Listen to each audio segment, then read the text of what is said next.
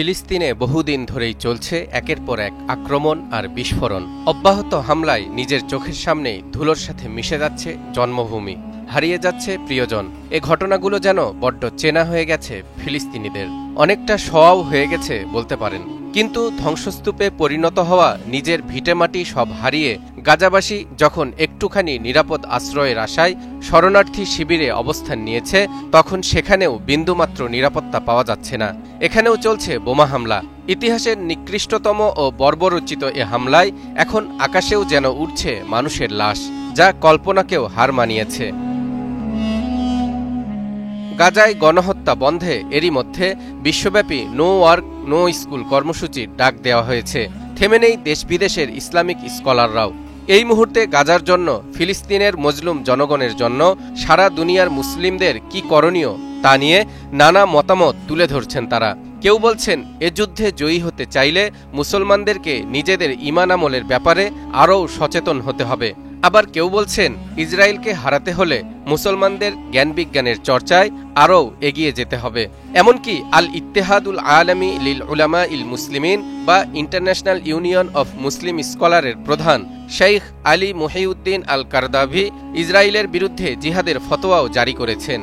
গাজায় অবিলম্বে গণহত্যা বন্ধে মুসলিম দেশগুলোকে সামরিক, অর্থনৈতিক ও রাজনৈতিক হস্তক্ষেপের আহ্বান জানিয়ে তিনি বলেন, মুসলিম নিধনের জন্য ইসরায়েলকে সমর্থন দেয়া সম্পূর্ণরূপে নাজায়েজ। কিন্তু বিপত্তিটা ঠিক এখানেই, ইসরায়েলকে সমর্থন দেয়া এবং মুসলিম দেশগুলোর মধ্যে একতা না থাকা। সারা দুনিয়ার মুসলিম দেশগুলো, বিশেষ করে মধ্যপ্রাচ্যের মুসলিম দেশগুলো সামরিক ও অর্থনৈতিক খাতে ইসরায়েল ও তার দোসর যুক্তরাষ্ট্রের উপর পুরোপুরি নির্ভরশীল।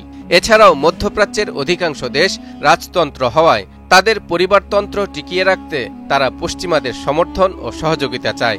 এজন্য তারা আগাগোড়ায় মার্কিনীদের কথায় ওঠবস করে আসছে। অন্যদিকে ফিলিস্তিনিদের স্বাধিকার আদায়ের প্রশ্নে অতীত যুদ্ধে পরাজয়ের তিক্ত অভিজ্ঞতা আরব দেশগুলোকে অনেকটাই নমনীয় করে রেখেছে।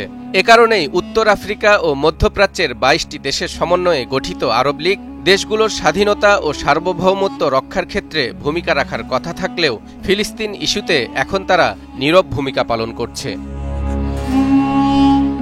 তাই সবকিছুকে ছাপিয়ে সারা বিশ্বের শান্তিকামী মানুষের মনে এখন একটাই প্রশ্ন, কবে মুক্ত হবে ফিলিস্তিন?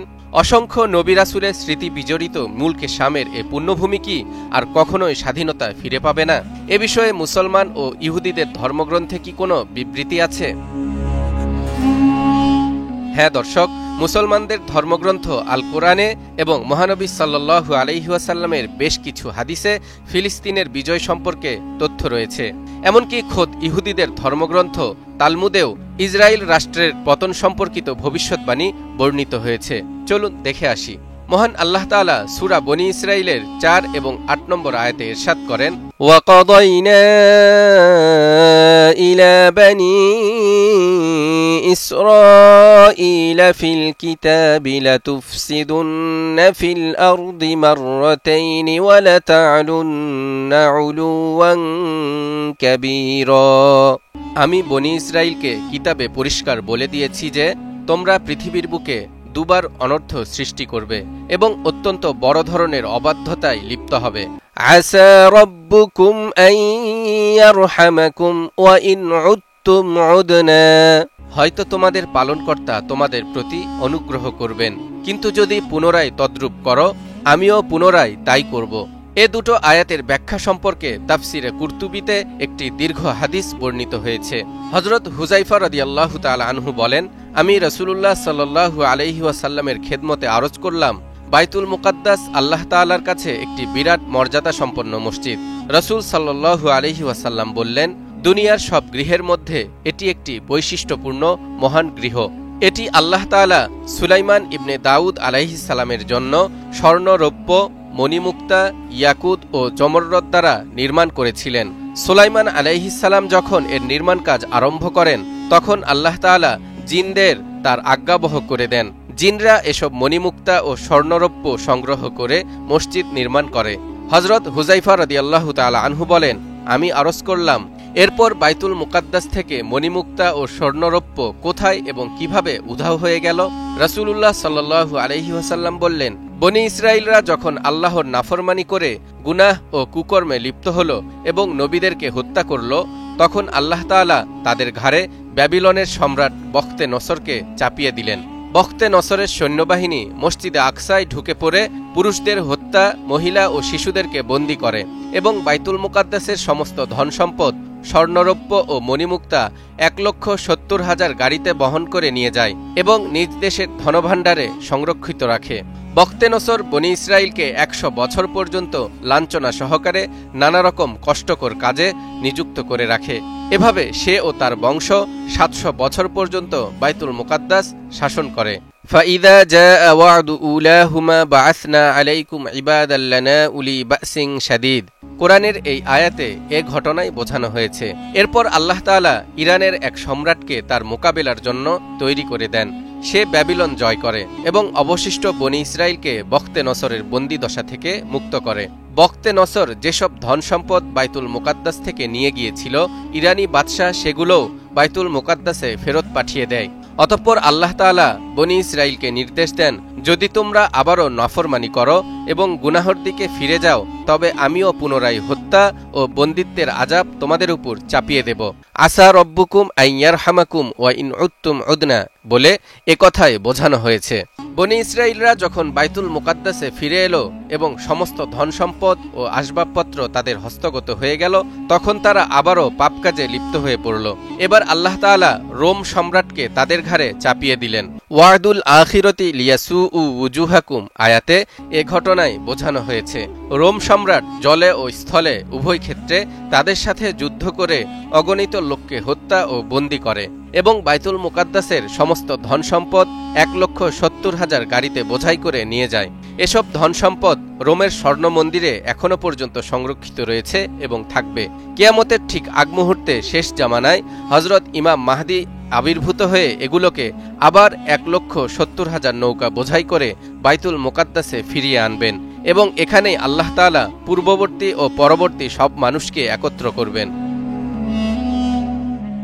হাদিস থেকে জানা যায়, ইমাম মাহদী খোরাসান থেকে বের হওয়া কালো পতাকাবাহী একটি দলের নেতৃত্ব দিয়ে মুলকে শাম তথা ফিলিস্তিন বিজয় করবেন। হযরত আবু হুরায়রা রাদিয়াল্লাহু তাআলা আনহু থেকে বর্ণিত, রাসূল সাল্লাল্লাহু আলাইহি ওয়াসাল্লাম বলেছেন, যখন কালো পতাকাগুলো পূর্ব দিক খোরাসান থেকে বের হবে, তখন কোনো বস্তু তাদেরকে প্রতিহত করতে সক্ষম হবে না। এমনকি এই পতাকাকে বাইতুল মুকাদ্দাসে উত্তোলন করা হবে, অর্থাৎ খেলাফত প্রতিষ্ঠিত হবে। কিন্তু বাইতুল মুকাদ্দাসে এই কালেমার পতাকা উত্তোলন হওয়া বা ফিলিস্তিন ভূখণ্ডে খেলাফত প্রতিষ্ঠার অর্থ হচ্ছে কিয়ামত অতি সন্নিকটে।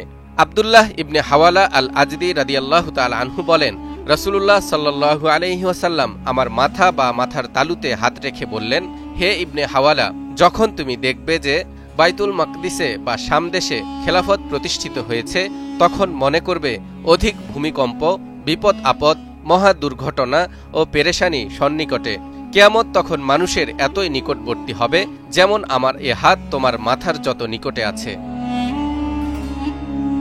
তাহলে দর্শক, কোরআনের এই দুটো আয়াতের তাফসির আর 2 হাদিসের বিবরণ থেকে একথা স্পষ্ট হয়ে গেছে, কিয়ামতের আগে ফিলিস্তিন ভূমি থেকে অবশ্যই অবৈধ দখলদারির অবসান ঘটবে এবং মুসলমানদের চূড়ান্ত বিজয় আসবে, যদিও সে বিজয় হবে কিয়ামতের নিদর্শন স্বরূপ।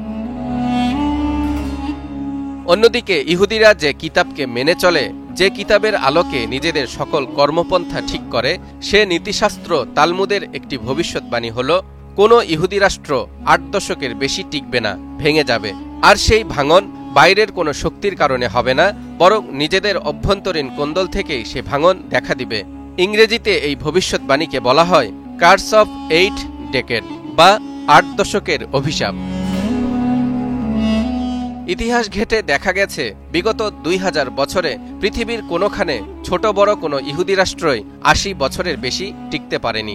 যারা কিছুদিন বেশি টিকেছিল, তাদের ভাঙনের শুরুটাও হয়েছিল সেই 80 বছরের পর থেকেই।